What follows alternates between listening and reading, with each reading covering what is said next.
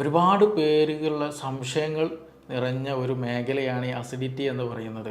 ചെറുപ്പമുള്ളവരാണെങ്കിലും ശരി, സ്ത്രീ ആണെങ്കിലും ശരി, പുരുഷന്മാരാണെങ്കിലും ശരി, പ്രായം ചെന്നവരാണെങ്കിലും ശരി, പലർക്കും ഉള്ളൊരു ബുദ്ധിമുട്ടാണ് ആസിഡിൻ്റെ പ്രശ്നം. അതേപോലെ തന്നെ ഇടയ്ക്ക് ഇങ്ങനെ ഒരു ബ്ലോട്ടിങ് പോലെ, ഒരു ഏമ്പക്കം പോലെ അങ്ങനെ വരിക. പിന്നെ ടോയ്ലറ്റിൽ ചില സമയങ്ങളിൽ ആളുകൾക്ക് എന്തുണ്ടാവും, നല്ല കോൺസ്റ്റിപ്പേറ്റഡ് ആയിരിക്കും. ചില സമയങ്ങളിൽ നല്ല എന്താവും ഡയറിയ അല്ലെങ്കിൽ നല്ല ലൂസ് മോഷൻ ആകാൻ ചാൻസ് ഉണ്ട്. നമ്മളെ കുടൽ ഭക്ഷണം പോകുന്ന വഴികളുണ്ടല്ലോ, അതിൻ്റെ ഹെൽത്ത് എന്ന് പറഞ്ഞത് വളരെ വളരെ ഇമ്പോർട്ടൻ്റാണ്. അത് അവിടെ എന്തെങ്കിലും ഇഷ്യൂസ് ഉണ്ടെങ്കിൽ, അവിടെ എന്തെങ്കിലും പ്രോബ്ലംസ് ഉണ്ടെങ്കിൽ നമുക്ക് ഒരുപാട് അസുഖങ്ങൾ വരും. ഈവൻ ബാക്ക് പെയിൻ വരും, തലവേദന ഉണ്ടാകും, പനി വരും, ജലദോഷം വരും, അലർജിക് ഇഷ്യൂസ് ഉണ്ടായിരിക്കും, അതുപോലെ സ്കിൻ ഇഷ്യൂസ് ഉണ്ടായിരിക്കും. ഹലോ എവരിവൺ, ഞാൻ doctor Siraj, medical officer QNB hospital, Koduvally. ഇന്ന് നമ്മൾ ഡിസ്കസ് ചെയ്യാൻ പോകുന്ന പ്രധാന വിഷയം അസിഡിറ്റിയാണ്. ഒരുപാട് പേരുകളുള്ള സംശയങ്ങൾ നിറഞ്ഞ ഒരു മേഖലയാണ് ഈ അസിഡിറ്റി എന്ന് പറയുന്നത്. ചെറുപ്പമുള്ളവരാണെങ്കിലും ശരി, സ്ത്രീ ആണെങ്കിലും ശരി, പുരുഷന്മാരാണെങ്കിലും ശരി, പ്രായം ചെന്നവരാണെങ്കിലും ശരി, പലർക്കും ഉള്ളൊരു ബുദ്ധിമുട്ടാണ് ആസിഡിൻ്റെ പ്രശ്നം. തികട്ടി വരിക, പുളിച്ച് തികട്ടി വരിക, അതേപോലെ ചില സമയത്ത് വയറ്റിൽ നല്ലോണം പോവുക, നെഞ്ചരിച്ചിൻ്റെ പ്രശ്നം, നല്ല ഗ്യാസ് വരിക, വയറ് വീർത്ത് വരിക, ഇങ്ങനെ പൊതുവായിട്ടുള്ള ഈ ഒരു പ്രശ്നങ്ങൾ പല ആളുകൾക്കിടയിലുണ്ട്. നമ്മുടെ ഈ ലൈഫ് സ്റ്റൈൽ മാറിയതോട് കൂടി തന്നെ ഈ ഒരു ഇഷ്യൂസ് ഒരുപാട് പേരുകളിൽ ഇന്ന് നേരിടുന്നതാണ്. ഇന്ന് അത് മാത്രമല്ല, നമ്മളിതിൻ്റെ കൂടെ ചേർത്ത് വായിക്കുന്ന ഒരു പ്രശ്നം എന്താണെന്ന് വെച്ചാൽ, ഇന്ന് വരുന്ന ക്ലിനിക്കിൽ വരുന്ന പല കേസുകളിൽ, ഈ അടുത്ത് വന്നൊരു കേസ് വന്നിട്ടുണ്ടായിരുന്നു. അവരോട് ചോദിച്ചോ, നിങ്ങൾക്ക് എന്തെങ്കിലും മെഡിസിൻ നിങ്ങൾ കണ്ടിന്യൂ ആയിട്ട് നിങ്ങൾ കഴിക്കുന്നുണ്ടോ, എന്തെങ്കിലും ബുദ്ധിമുട്ടുണ്ടോ എന്നുള്ളത്. അപ്പോൾ പേഷ്യൻ്റ് പറഞ്ഞത്, അത് ഞങ്ങൾ ഷുഗറിനും പ്രഷറിനൊക്കെ മരുന്ന് കഴിക്കുന്നുണ്ട്, പിന്നെ ഗ്യാസിനും മരുന്ന് കഴിക്കേണ്ടത് പറഞ്ഞു. അപ്പോൾ ഞാൻ ചോദിച്ചു, നിങ്ങൾക്ക് ഗ്യാസിൻ്റെ ഇഷ്യൂസ് എന്തെങ്കിലും ഉണ്ടായിരുന്നോ എന്ന് ചോദിച്ചു. അപ്പോൾ അവർ പറഞ്ഞത്, ഇല്ല, അങ്ങനത്തെ പ്രശ്നങ്ങളൊന്നുമില്ല, ഞങ്ങൾ അവിടെ പോയപ്പോൾ അവർ മെഡിസിൻ തന്നു, അത് ഞങ്ങൾ കഴിക്കുമെന്ന് ചോദിക്കും. അപ്പോൾ എന്നും കഴിക്കലുണ്ടോ? അത് സാറേ, ഞങ്ങൾ എന്നും കഴിക്കലുണ്ട് എന്നാണ് അവർ പറഞ്ഞത്. അപ്പോൾ ഇത് വെറുതെ കിട്ടുമ്പോൾ പോലും പല ആളുകളും ഈ മെഡിസിൻസ് കഴിക്കുക. എന്തെങ്കിലും വയറിന് എന്തെങ്കിലും ഒരു അസ്വസ്ഥത, അത് ഗ്യാസിൻ്റെ പ്രശ്നമാണോ, എന്തെങ്കിലും ഇൻഫെക്ഷൻ വന്നതാണോ, വേറെ എന്തെങ്കിലും ബുദ്ധിമുട്ടുണ്ടോ എന്ന് പോലും നോക്കാണ്ട് സ്വന്തം ഇഷ്ടപ്രകാരം എന്തെങ്കിലും PPI പ്രോട്ടോൺ പമ്പ് ഇൻഹിബിറ്റേഴ്സ് ആയിട്ടുള്ള പാൻഡോപ്പോ, ജലൂസിൽ അങ്ങനെയുള്ള എന്തെങ്കിലും മെഡിസിൻസ് എടുത്ത് കഴിക്കുന്ന ഒരു ശൈലി ഇന്ന് നമ്മുടെ കമ്മ്യൂണിറ്റിയിൽ, നമ്മുടെ സമൂഹത്തിൽ ഒട്ടുമിക്ക ആളുകളിലും ഉള്ളതാണ്. അപ്പം അതുകൊണ്ട് തന്നെ അത് എത്രത്തോളം നല്ലതാണ്, എന്താണ് യഥാർത്ഥത്തിൽ നമുക്ക് പൊതുവായിട്ട് വയറ്റിൻ്റെ ഉള്ളിൽ ആസിഡുമായിട്ട് സംബന്ധിച്ച് ഉണ്ടാകുന്ന ബുദ്ധിമുട്ട്, അതെങ്ങനെ നമുക്ക് തന്നെ ഒരു മെഡിസിൻ്റെ സഹായമില്ലാതെ വീട്ടിൻ്റെ ഉള്ളിൽ തന്നെ നമുക്ക് എങ്ങനെ അത് മാനേജ് ചെയ്യാം തുടങ്ങിയ കാര്യങ്ങളാണ് ഇന്ന് നമ്മളിവിടെ കൂടുതലായിട്ട് പറയാൻ ഉദ്ദേശിക്കുന്നത്. അപ്പോൾ ഈ ആസിഡ്, നമ്മുടെ ഈ ആസിഡിൻ്റെ പ്രാധാന്യം എത്രത്തോളം ഉണ്ടെന്നുള്ള ആദ്യം നമ്മൾ മനസ്സിലാക്കണം. നമ്മുടെ വയറ്റിൻ്റെ ദഹനം നടക്കാൻ, ശരീരത്തിൽ വേണ്ട മെറ്റീരിയൽസ് വേണമെങ്കിൽ, അന്നജം, പ്രോട്ടീൻ, ഇതിൻ്റെയൊക്കെ ദഹനം നടക്കണമെന്നുണ്ടെങ്കിൽ നമുക്ക് കൃത്യമായിട്ടുള്ള ഒരു സംവിധാനം വേണം. അതിൽ ഏറ്റവും ഇമ്പോർട്ടൻ്റ് ആയിട്ടുള്ള ഒരു സംഗതിയാണ് ഈ ആസിഡിൻ്റെ പ്രസൻസ് എന്ന് പറയുന്നത്. നമ്മുടെ വയറ്റിലുള്ള ഈ ആസിഡിൻ്റെ pH വരുന്നത് 1.5 ആണ് ഏകദേശം വരുന്നത്. അതായത് അത്രത്തോളം സ്ട്രോങ് ആസിഡാണ് നമ്മുടെ വയറ്റിലുള്ളത്. അപ്പോൾ അതുകൊണ്ട് തന്നെ ഇതിൻ്റെ ഇമ്പോർട്ടൻസ് അത്രത്തോളം ഉണ്ട്. കാരണം ഞാൻ നേരത്തെ പറഞ്ഞതുപോലെ നമ്മൾ ഈ പ്രോട്ടീൻസ്, നമ്മൾ പച്ചക്കറികൾ കഴിക്കലുണ്ട്, മീൻ കഴിക്കലുണ്ട്, മുട്ട, അതല്ലാത്ത മറ്റു ഫ്രൂട്ട്സുകൾ കഴിക്കലുണ്ട്, അതുപോലെ ബീഫ്, മട്ടൻ, ഇതൊക്കെ നമ്മൾ കഴിക്കുന്നതാണ്. അപ്പോൾ ഇതിൻ്റെയൊക്കെ ഡൈജഷൻ നന്നായിട്ട് നടക്കണം എന്നുണ്ടെങ്കിൽ ഈ ആസിഡിൻ്റെ പ്രസൻസ് ഇമ്പോർട്ടൻ്റ് ആണ്. അതേപോലെ ഒരു പക്ഷേ നമ്മൾ കഴിക്കുന്ന ഭക്ഷണത്തിൽ എന്തെങ്കിലും ബാക്ടീരിയാസോ എന്തെങ്കിലും ഫംഗൽസോ എന്തെങ്കിലുമൊക്കെ പ്രസൻസ് ഉണ്ടെങ്കിൽ മിക്കതും എന്ത് ചെയ്യും, ഈ പറയുന്ന ഈ ആസിഡിൽ വന്നിട്ട് അത് നശിച്ചു പോകും, അത് ചത്തുപോകും. അപ്പോൾ വലിയൊരു ഇൻഫെക്ഷനൊന്നും ഇല്ലാണ്ട് നമ്മുടെ വയറിനെ സംരക്ഷിക്കുന്ന ഒരു സംവിധാനം കൂടെ എന്ത് ചെയ്യുന്നുണ്ട്, അങ്ങനെ ഒരു ഫംഗ്ഷൻ കൂടെ എന്ത് ചെയ്യുന്നുണ്ട്, ഈ ആസിഡ് ചെയ്യുന്നുണ്ട്. അപ്പോൾ അത്രത്തോളം വളരെ ഇമ്പോർട്ടൻ്റ് ആണ് ആസിഡിൻ്റെ പ്രസൻസ് നമ്മുടെ വയറ്റിൽ എന്നുള്ളത്. അപ്പോൾ ഈ ആസിഡിന് പൊതുവായിട്ടുള്ള 2 ഇഷ്യൂസാണ് ഉണ്ടാവല്. അത് നമ്മൾ പ്രധാനമായിട്ട് ശ്രദ്ധിക്കണം. ഒന്ന് ഹൈപ്പർ അസിഡിറ്റി, രണ്ടാമത് ഹൈപ്പോ അസിഡിറ്റി. സിമ്പിളായിട്ട് പറഞ്ഞാൽ ചില കണ്ടീഷനിൽ എന്ത് ചെയ്യും, ആസിഡിൻ്റെ പ്രസൻസ് കൂടും, അധികമായിട്ട് ആസിഡ് പ്രൊഡ്യൂസ് ചെയ്യുക. രണ്ടാമത് എന്താണ്, ആവശ്യത്തിന് ആസിഡ് ഇല്ലാണ്ടിരിക്കുക. ഈ രണ്ട് ഘട്ടങ്ങളിലും നമുക്ക് വയറിന് അസ്വസ്ഥതകളുണ്ടാവും. അപ്പോൾ ഈ ഹൈപ്പർ അസിഡിറ്റി ഉള്ള കണ്ടീഷനിലാണ് കൂടുതലായിട്ട് ഈ പറഞ്ഞ പോലെ പൊളിച്ചത് കെട്ടുന്ന ഇഷ്യൂസ് ഉണ്ടാവുക. അതേപോലെ ചില സമയത്ത് നമ്മൾ വെള്ളം കുടിക്കുമ്പോഴൊക്കെ എന്ത് ചെയ്യും, ആ ഒരു സെൻസേഷൻ, വെള്ളം ഇങ്ങനെ പോകുന്ന ഒരു ഫീലിംഗ് നമുക്ക് കൃത്യമായിട്ട് മനസ്സിലാക്കാൻ കഴിയും ചില ആളുകൾക്കൊക്കെ. അത് എക്സ്ട്രീം കണ്ടീഷനിലാണ് അങ്ങനെയൊക്കെയുള്ള ബുദ്ധിമുട്ടുണ്ടാവുക. പിന്നെ അതുപോലെ ഇടയ്ക്കിടയ്ക്ക് വായിൽ പുണ്ണ് വരിക. അതേപോലെ ചില സമയങ്ങളിൽ അവരെന്ത് ചെയ്യും, ഭക്ഷണം കഴിച്ചാൽ തന്നെ വയറ്റുന്നു പോവുക. ശരീരത്തിൽ എന്ത് ചെയ്യില്ല, നമ്മൾ കഴിക്കുന്ന ഭക്ഷണം കാണാൻ കഴിയില്ല. ഒരുപാട് ഭക്ഷണം കഴിക്കും, ഇതൊക്കെ എവിടുക്കാ പോകുന്നത് എന്നുള്ളൊരു ചോദ്യം ഉണ്ടാവും. അത് വേറെ ഒന്നും കൊണ്ടല്ല, ഈ നമ്മുടെ സ്റ്റൊമക്കിലുള്ള ആസിഡ് വരും. അധികമായിട്ടുള്ള ആസിഡ് കാരണം പെട്ടെന്ന് ദഹനം നടക്കും. പെട്ടെന്ന് എന്ത് ചെയ്യും, ഈ അതിൻ്റെ കൂടെ തന്നെ പെരിസ്റ്റാൾട്ടിക് മൂവ്മെൻറ്റ്, കുടലിൻ്റെ മൂവ്മെൻറ്റ് പല ആളുകൾക്ക് കൂടാറുണ്ട്. അപ്പോൾ അതുകൊണ്ട് തന്നെ പെട്ടെന്ന് ഒരു അബ്സോർപ്ഷനുള്ള സമയം ഇല്ലാണ്ട് പെട്ടെന്ന് തന്നെ അത് ടോയ്ലറ്റിൽ പോകുന്ന ഒരു സംവിധാനം ചില ആളുകൾക്ക് ഉണ്ടാവാറുണ്ട്. അപ്പോൾ അതുകൊണ്ടാണ് ഇങ്ങനെയുള്ള ഇഷ്യൂസൊക്കെ ഉണ്ടാകുന്നത്. അതാണ് ഹൈപ്പർ അസിഡിറ്റി എന്ന് പറയുന്നത്. ആസിഡിൻ്റെ അളവ് കൂടുന്നത് കൊണ്ടുണ്ടാകുന്ന അസ്വസ്ഥതകൾ, ബുദ്ധിമുട്ടുകൾ, പ്രയാസങ്ങളൊക്കെ. രണ്ടാമത്തതാണ് ഹൈപ്പോ അസിഡിറ്റി എന്ന് പറയുന്നത്. അതായത് ആസിഡിൻ്റെ അളവ് വേണ്ട വിധേനം ഇല്ലാണ്ട് കുറവ് വരുന്ന ഒരു സാഹചര്യം. ഇതിനൊക്കെ ഉണ്ടാകാൻ ഒരു പ്രധാന കാരണമായിട്ട് പറയുന്ന ഒന്ന് രണ്ട് വിഷയങ്ങളുണ്ട്. ഒന്ന് അത് സ്ട്രെസ്സാണ്. ടെൻഷൻ ഉണ്ടെങ്കിൽ എന്ത് ചെയ്യും, ഈ പറഞ്ഞ പോലെ ആസിഡിൻ്റെ പ്രസൻസ് കൂടും. ടെൻഷന് എന്തെങ്കിലും കൂടുതലായിട്ട് ചിന്തിച്ചിരിക്കുക, ബേജാറ് കൂടുക, ആങ്സൈറ്റി വരിക, അങ്ങനെ വരുമ്പോൾ എന്ത് ചെയ്യും, ആസിഡിൻ്റെ പ്രൊഡക്ഷൻ കൂടും. സ്ട്രെസ് ഹോർമോൺ ഉള്ളത് കൊണ്ട്, അതിൻ്റെ പ്രസൻസ് കൊണ്ട് ഈ പറയുന്ന പോലെ ആസിഡിൻ്റെ പ്രൊഡക്ഷൻ കൂടും. രണ്ട്, ഇതേപോലെ എച്ച് പൈലോറിക്കിൻ്റെ പ്രസൻസ് സ്റ്റൊമക്കിലുണ്ടെങ്കിലും അതും ഈ പറഞ്ഞ പോലെ ആസിഡ് കൂടാനും കുറയാനുള്ളൊക്കെ കാരണമാണ്. പക്ഷേ നമ്മളിത് മനസ്സിലാക്കേണ്ടത് എന്താണ്, എൻ്റെ ശരീരത്തിൽ എനിക്കിങ്ങനെ ഒരു ഇഷ്യൂ വന്നാൽ ഇത് ആസിഡ് കൂടിയതാണോ, അതല്ല ഇത് ആസിഡ് കുറഞ്ഞ ഇഷ്യൂ ആണോ എന്നുള്ളെങ്കിലും കുറഞ്ഞതെങ്കിലും നമ്മൾ എന്ത് ചെയ്യണം, മനസ്സിലാക്കണം. അതിന് വേണ്ട കാര്യങ്ങൾ നമുക്ക് വീട്ടിൽ തന്നെ ചെയ്യാൻ കഴിയണം.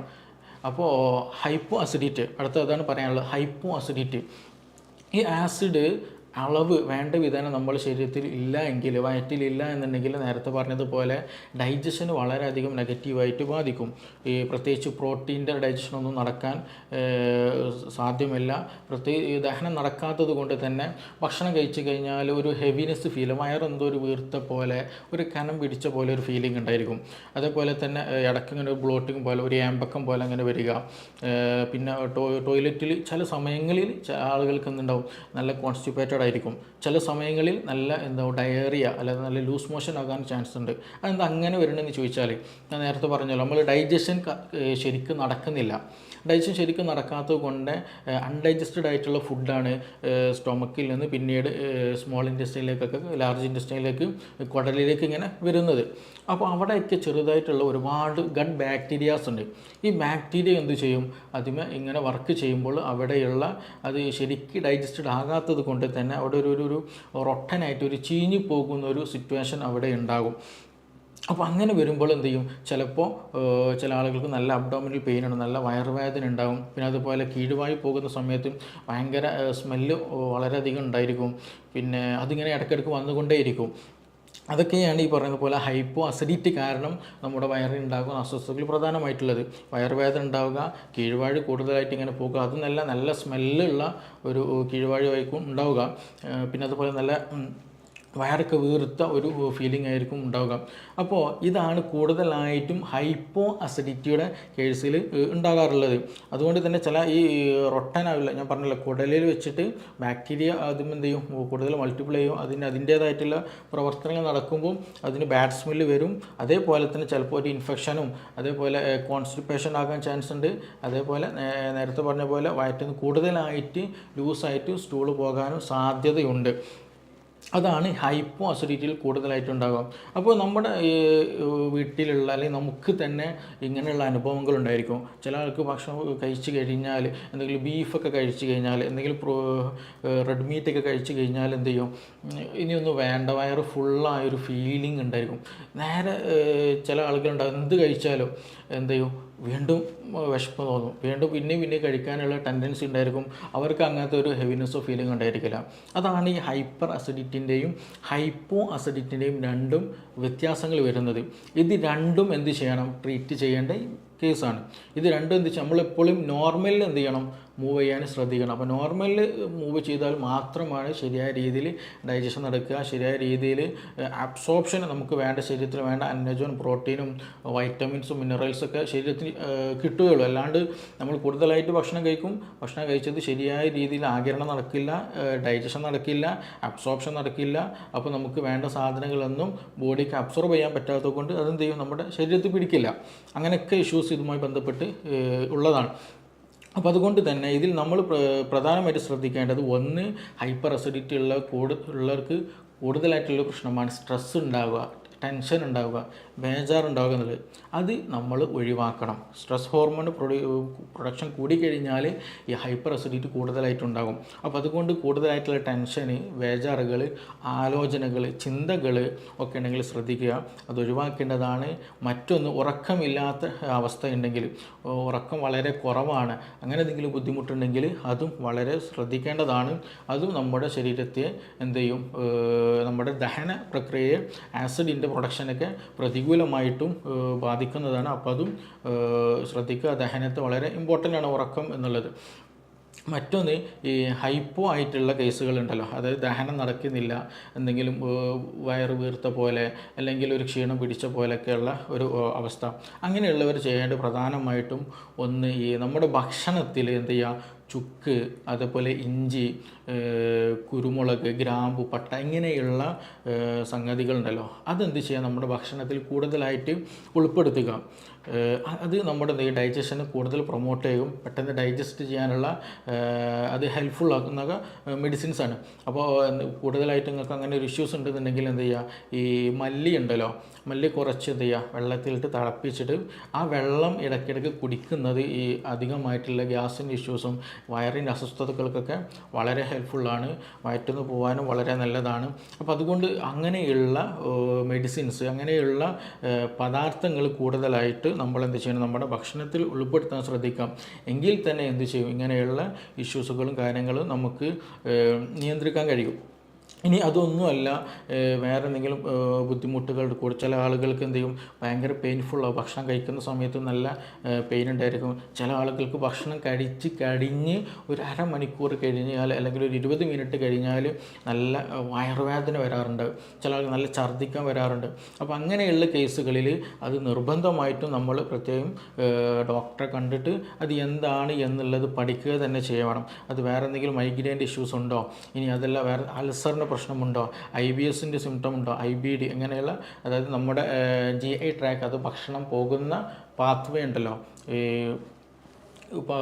ഈസോഫാഗസ്, അതായത് ഇവിടെ നിന്ന് വരുന്ന ആ ഈസോഫാഗസ്, സ്റ്റൊമക്ക്, വയറ്, പിന്നെ സ്മോൾ ഇൻറ്റസ്റ്റൈൻ, ലാർജ് ഇൻറ്റസ്റ്റൈൻ, അങ്ങനെയുള്ള ആ ഒരു പാത്വേയിൽ എന്തെങ്കിലും ഇൻഫെക്ഷൻസ് ഉണ്ടോ, അവിടെ എന്തെങ്കിലും അതിന് സ്ഫിങ്ക്റ്റേഴ്സ് ഉണ്ട്, അതായത് ഭക്ഷണം ഒരു വൺ ഡയറക്ഷനിൽ പോകാൻ വേണ്ടി ഹെൽപ്പ് ചെയ്യുന്ന സ്ഫിങ്ക്റ്ററായിട്ട് ആക്ട് ചെയ്യുന്ന ഏരിയകളുണ്ട്. അപ്പോൾ അവിടെ എന്തെങ്കിലും പ്രശ്നങ്ങളുണ്ടോ, അപ്പോൾ അത് കറക്റ്റ് മനസ്സിലാക്കിയിട്ട് അതിന് വേണ്ട രീതിയിലുള്ള ട്രീറ്റ്മെൻറ്റ് വളരെ ഇമ്പോർട്ടൻ്റ് ആണ്. നമ്മൾ ആദ്യം മനസ്സിലാക്കണം, ഈ സ്റ്റൊമക്ക് എന്ന് പറയുന്നത്, അതായത് സ്റ്റൊമക്ക്, നമ്മളെ കുടൽ, ഭക്ഷണം പോകുന്ന വഴികളുണ്ടല്ലോ, അതിൻ്റെ ഹെൽത്ത് എന്ന് പറയുന്നത് വളരെ വളരെ ഇമ്പോർട്ടൻ്റാണ്.